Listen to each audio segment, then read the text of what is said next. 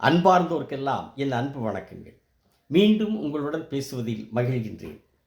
இன்று உங்களுடன் திருமண பொருத்தத்தில் 8ஆம் பாவத்தினுடைய நிலையை பற்றி பேசப்போகிறேன். ஒரு ஜாதகத்தில் 8ஆம் இடம் தெரிந்த ஜோதிடர்களுக்கு சொல்ல வேண்டியதில்லை. ஆனால் தெரியாதவர்கள் ஜோதிடம் பற்றி அவ்வளவா தெரியாதவர்களுக்காக இது சொல்லுகிறேன். அந்த லான்னு போட்டிருக்காதான் லக்னம். ஒரு ஜாதகத்திற்கு எடுத்தீங்கன்னா அதில் லான்னு போட்டிருக்கிறது லக்னம், அதான் 1ஆம் இடம். அப்படி எண்ணிங்கன்னா அதை 1ன்னு எடுத்துக்காங்க. 1, 2, 3, 4, 5, 6, 7, 8ன்னு எண்ணிவாங்க.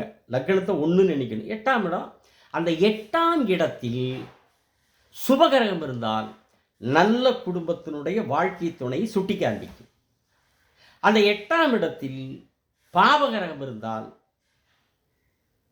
பிரச்சனைக்குரிய குடும்பத்தை சுட்டி காண்பிக்கும். அந்த 8ஆம் அதிபதி லக்னத்திலிருந்து எண்ணி வருகிற அந்த 8ஆம் அதிபதி நீசமாயிட்டா.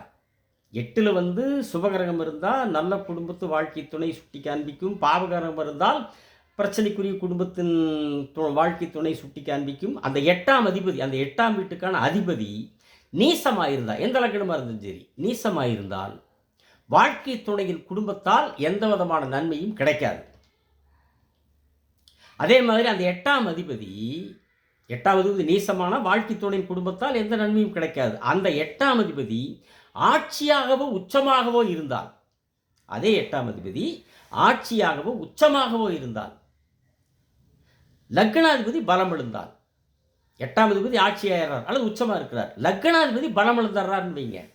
பலம் இழக்கிறதுனா 6லையோ 8லையோ 12லையோ மறைந்து இருப்பது பலம் இழக்கிறதுன்னு வச்சுக்க. பலம் இழக்கிறது. அதே மாதிரி நீசமாயிட்டா பலம் இழந்துருவார் லக்னாதிபதி.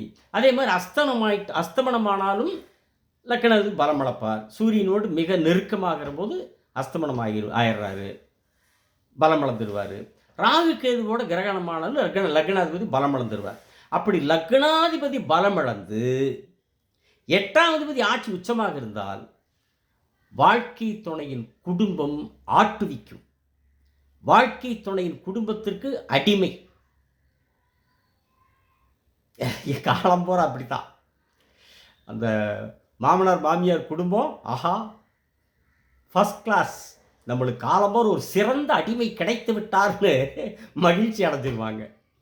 8ஆம் அதிபதி ஆட்சி உச்சமாகி லக்னாதிபதி வலுவிழந்துட்டால் வாழ்க்கை துணையின் குடும்பத்திற்கு அடிமை. அந்த குடும்பம் ஆட்டுவிக்கும். அப்புறம் அதே 8ஆம் அதிபதி பெண்கள் ஜாதகத்தில், அதே 8ஆம் அதிபதி பெண்கள் ஜாதகத்தில் கிடக்கூடாது. 8ஆம் பாவகமும் கிடக்கூடாது. அதே ஜாதகத்தில் பெண்கள் ஜாதகத்தில் 8ஆம் இடமோ அதிபதியோ, 8ஆம் இடமும் கிடக்கூடாது, 8ஆம் அந்த பாவகத்தினுடைய அதிபதியும் கிடக்கூடாது, எந்த லக்னமாக இருந்தாலும் சரி. அப்படி கிடக்கூடாதுங்கிறது தான் பொதுவான விதி. ஜோதிடம் கண்டுபிடிச்சப்போ அதுதான் விதியாக இருந்திருக்கும்.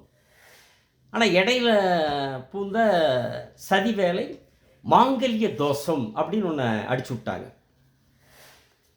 பெண்ணடிமைத்தனம் வந்ததுக்கப்புறம் ஜோதிடத்துக்குள்ளே இந்த மாங்கல்ய தோஷம் முடிஞ்சிருச்சு. மாங்கல்ய தோஷம் நுழைஞ்சிருச்சு. சரி, தாலி கட்டுற பெண்களுக்கு மாங்கல்ய தோஷம். இப்போ கிறிஸ்தவர்கள் விரலில் மோதிரம் தான் போடுவாங்க கல்யாணம் பண்ணுறப்போ. அப்போ அவங்களுக்குலாம் அது மோதிர தோஷமா? இவங்களுக்கு 7க்கு 8ஆம் இடம், 7க்கு அடுத்து 8ஆம் இடம். இங்கே தாலி கட்டுறவங்களுக்கு மாங்கல்ய தோஷம்னா இப்போ மோதிரம் மாற்றிக்கிறவங்களுக்கு அது மோதிர தோஷம்னு சொல்லணுமில்ல. ஏன்னா ஜோதிடம் என்பது உலகத்தில் இருக்கிற அத்தனை பேருக்கும் பொதுவானது தானே. இல்லை நம்மளுக்கு மட்டும் 9 கிரகம் நம்மளுக்கு பலன் சொல்லும், நம்ம வாழ்க்கையை அந்த 9 கிரகம் தீர்மானிக்கும். கிறிஸ்தவர்களுக்கெல்லாம் வேறு 9 கிரகம் வேறு எங்கேயோ இருக்கும். அவங்களுக்கெல்லாம் வேறு எங்கேயோ அந்த உலகத்தில் கடவுள் ஒழிச்சு வச்சுருப்பாரு. அதாவது முஸ்லீம்களுக்கு அவங்களுக்கு வேறு எங்கேயோ ஒரு 9 கிரகத்தை ஒழிச்சு வச்சுருப்பாருன்னு இருக்கா? இல்லை புத்த மதத்துக்கு ஒரு 9 கிரகம், சீக்கிய மதத்துக்கு ஒரு 9 கிரகம், ஜைன மதத்துக்கு ஒரு 9 கிரகம், ஒவ்வொரு மதத்துக்கும் தனித்தனியாக 9 கிரகங்களை கடவுள் படைச்சி வச்சுருக்காரா? அதே 9 கிரகம் தானே. அதே 9 கிரகம் தான் கொடுக்குற பலன் எல்லாத்துக்கும். உலகத்தில் வாழ்கிற அத்தனை மனிதர்களுக்கும் அந்த பொதுவான அந்த பலன் தானே. மதத்துக்கு மதம் பலன்கள் மாறுபடுமா? அந்த 9 கிரகங்கள் மொத்த உலகத்தில் வாழ்கிற மனிதர்களுக்கு ஒரே மாதிரி பலன் தானே கொடுக்கும். இங்க மதம்ங்கிறதே இந்த 2000 வருஷத்துக்குள்ள தான். இயேசு பிறந்ததுக்கு அப்புறம் தான் மதம்.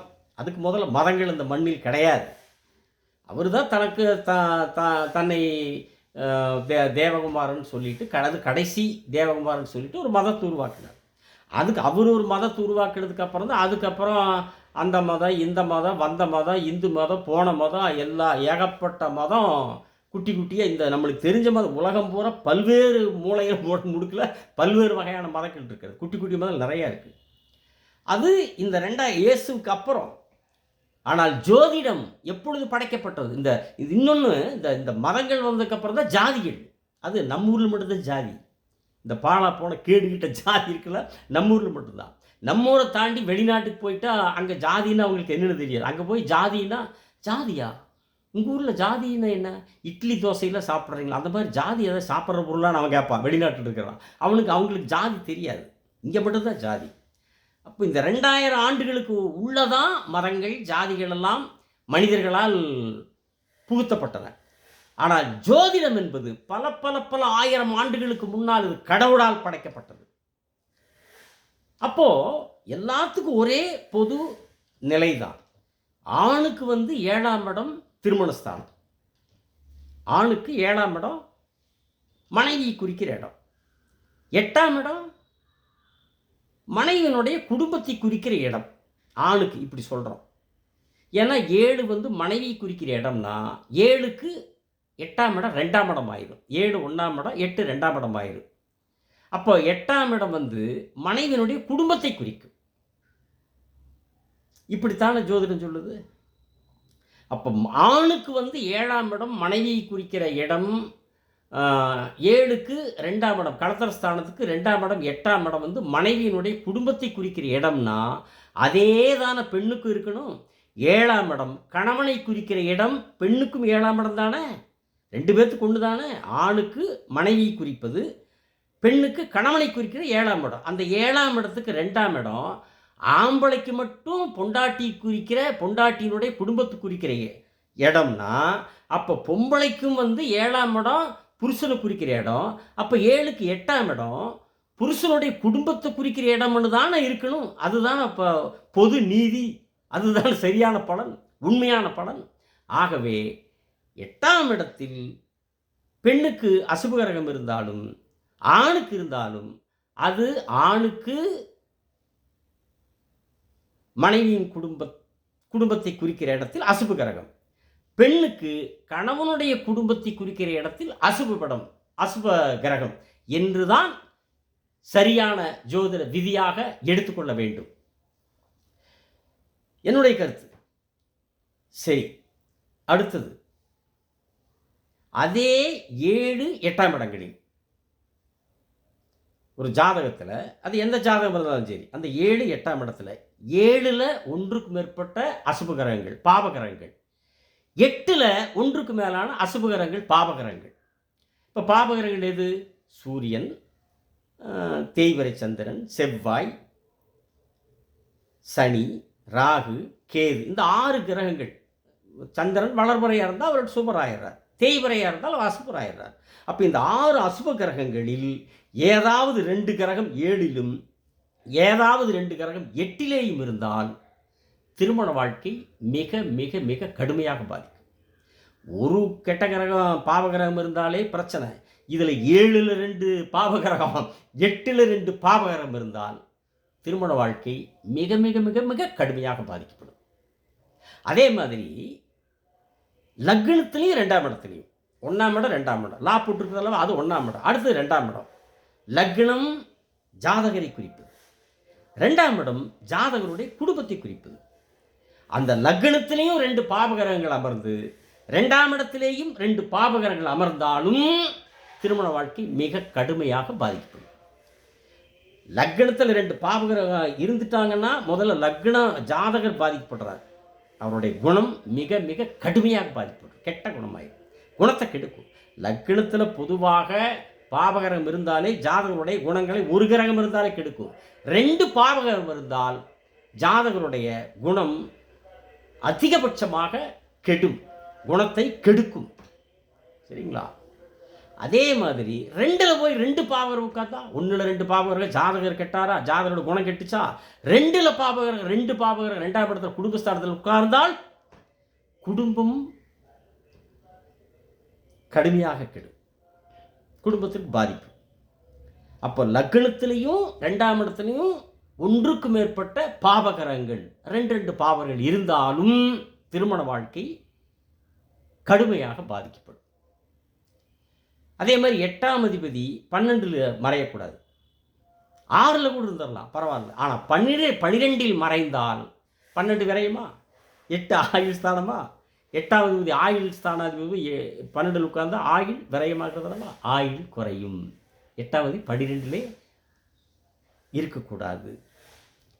திருமண பொருத்தத்தில் இவைகளையெல்லாம் மிகவும் நுணுக்கமாக துல்லியமாக ஆய்வு செய்துதான் திருமண பொருத்தத்தை தீர்மானிக்க வேண்டும். ஏன்னா இது காலாகாலத்திற்கும் இரு இதயங்கள் இணைந்து அடுத்த சந்ததிகளை உருவாக்கக்கூடிய ஒரு மிகப்பெரிய கடவுள் அருளால்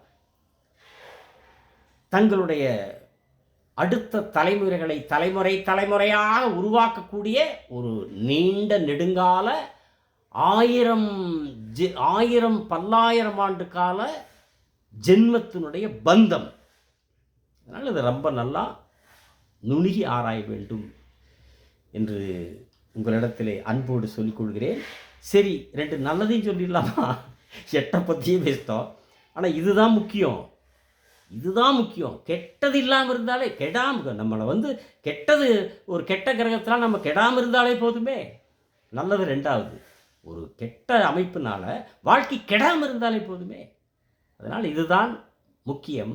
அதை ஆய்ந்து பார்க்க வேண்டும் என்று அன்புடன் சொல்லிக்கொண்டு, அதே 8ஆம் இடத்தில் சுக்கிரன் இருந்தால் நல்ல வரதட்சணை கிடைக்கும். அதே 8ல் குரு இருந்தால் பணக்கார சம்பந்தம் கிடைக்கும். 8ல் குரு இருந்தால் பணக்கார சம்பந்தம் கிடைக்கும். சரி, வரதட்சணை கிடைக்குன்னு சொல்கிறோம். இன்னைக்கு அது நடக்கிற மாதிரி இருக்கா? வரதட்சணை கிடைக்கிறதா? பொண்ணு கிடைச்சா சரிங்கிறாங்க. வரதட்சணை கிடைக்கிறதே கிடைக்காது. 2வது பொண்ணு கிடைச்சா சரி. நீ ஒன்றும் தர வேண்டாம், பொண்ணை கொடுப்பாங்கிற அளவுக்கு தான் இன்றைக்கு நம்மளுடைய நாட்டினுடைய அமைப்பு நிலை. இன்னைக்கு காலகட்டத்தில் அப்படி ஆயிருக்கு.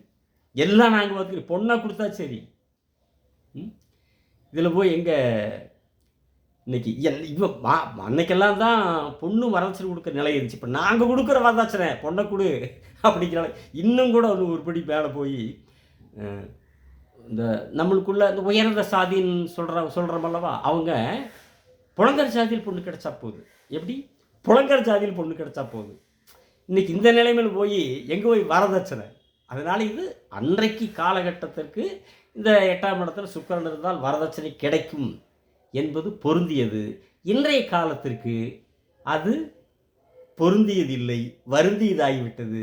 ஏன்னா ஒரு மணமகனுக்கு, ஒரு பையனுக்கு பெண் கிடைப்பது என்பதே பெரும் போராட்டமாக இருக்கிற காரணத்தினால் அந்த ஜோதிட விதி இந்த காலகட்டத்திற்கு பொருந்துவதில்லை என்று கூறி, அதே நேரத்தில் 8ஆம் இடம் சுபமாக இருந்தால் மிக மிக நல்லது என்று கூறி, இன்னும் பல வகையான திருமண பொருத்தங்களுடைய நிலைகள் இருக்கிறது.